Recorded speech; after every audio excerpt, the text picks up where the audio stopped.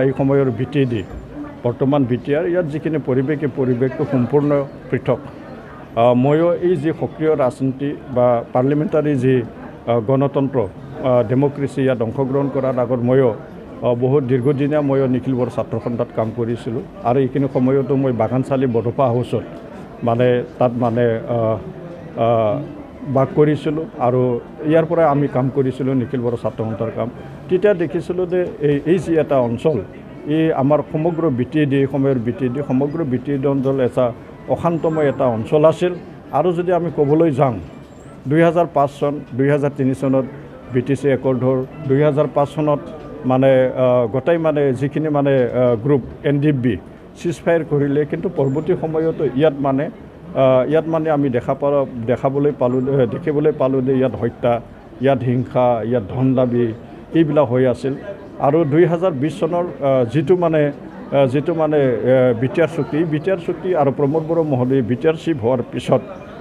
ইয়াত যে এটা পৰিৱেশ এই পৰিৱেশটো আমি সম্পূৰ্ণ পৃথক পাবলৈ সক্ষম হ'লোঁ আজিৰ সময়ত ইয়াত হেপিনেছ মিছন ইয়াত মানে ভিজন ডকুমেণ্ট আৰু তেনেকুৱা যিখিনি চৰকাৰৰ যি পদক্ষেপৰ বিনিময়ত আজি আমি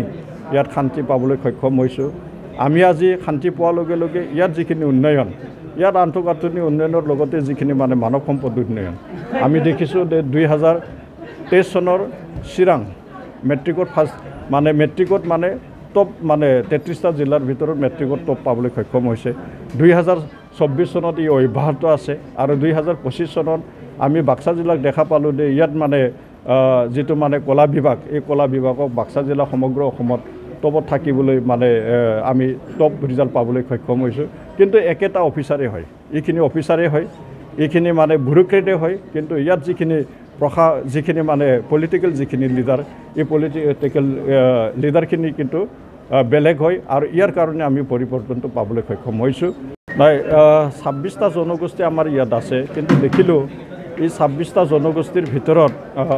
সকলোৰে নিজৰ ভাষা নাই আমি ইয়াত 18টা জাতি জনগোষ্ঠীৰ ভাষা আমি ইয়াত পাইছোঁ আৰু সেই 18টা জাতি জনগোষ্ঠীৰ ইয়াত যিখিনি ভাষাৰে যিখিনি মানে কিতাপ উলিওৱা হৈছে এই কিতাপখিনি আমি বিতৰণ কৰিছোঁ আজি আমি 9টা জনগোষ্ঠী ৰাভা জনগোষ্ঠীক লৈ আজি 9টা জনগোষ্ঠীৰ আমি এই কিতাপটো বিতৰণ কৰা হৈছে আৰু 9টা জনগোষ্ঠী বাকী আছে আৰু পৰৱৰ্তী সময়ত নিশ্চয়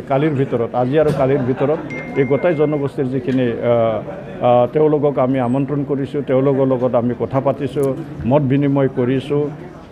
কিমানবিলাক কাম আমি ইতিমধ্যে সম্পূৰ্ণ কৰা হ'ল আৰু কিমান কামবিলাক আৰু কৰিবলৈ আছে সেইবিলাক কথা আমি ইয়াত মানে কথোপকথন কৰিছোঁ আৰু নিশ্চয়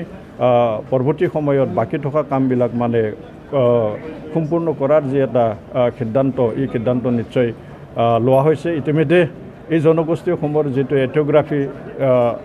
বনোৱাৰ কাৰণে ইতিমধ্যে বিটিআৰ চৰকাৰে সিদ্ধান্ত লোৱা হৈছে আৰু নিশ্চয় এইটো জনগোষ্ঠীসমূহে খুব আগ্ৰহেৰে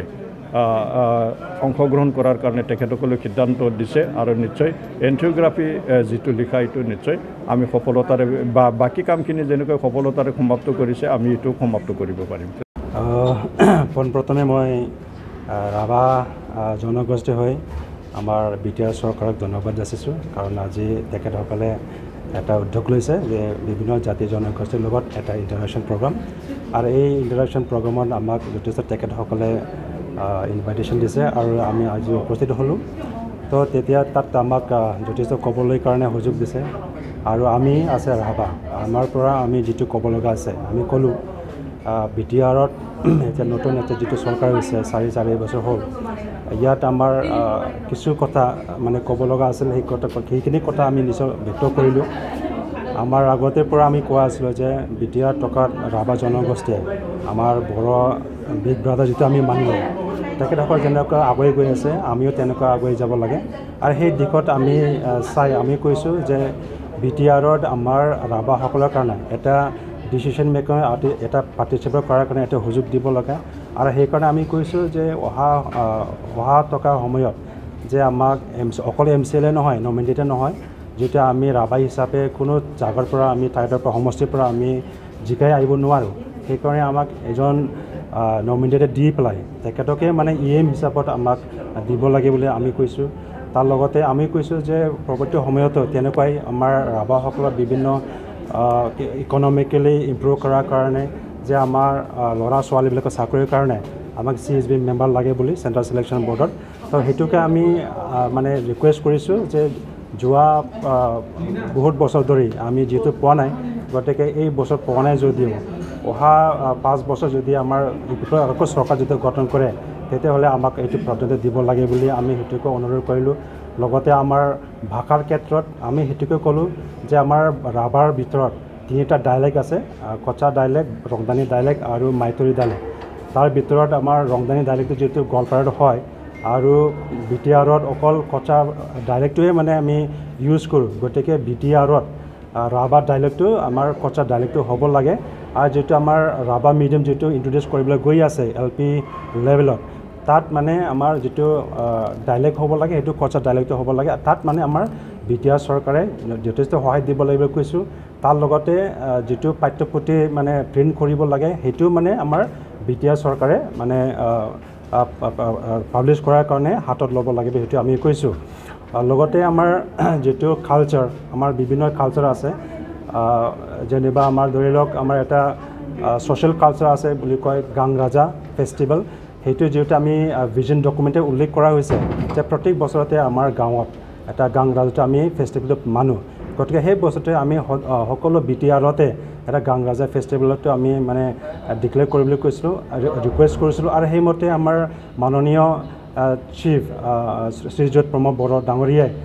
কিছু মাহৰ আগত সেইটো অফিচিয়েলি ডিক্লেয়াৰ কৰিছে যে গাং ৰাজা ৰাভাসকলৰ ফেষ্টিভেল বুলি গতিকে অহা ফেব্ৰুৱাৰী 2 তাৰিখত আমাৰ সেইটো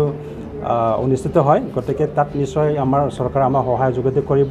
এই ফেষ্টিভেলৰ কাৰণে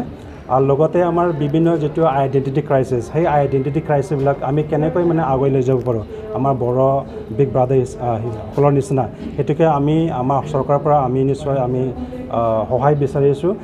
যেটো সাজপাৰ খানবাং কেমলেন খানবাংটো যিহেতু আমাৰ 7বাৰকৈ নেশ্যনেল এৱাৰ্ড পালে তো গতিকে সেইটো তেনেকুৱা যেটো মেটেৰিয়েল কালচাৰ মানে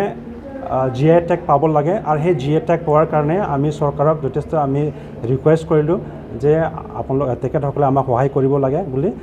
খানবাং হওক কেনবেলক হওক বা আমাৰ হেম হওক বা যিকোনো ধৰণৰ আমাৰ যিটো আছে মেটেৰিয়েল কালচাৰ সবেই মানে GI টেগ পাব লাগে বুলি আমি অনুৰোধ জনাইছিলোঁ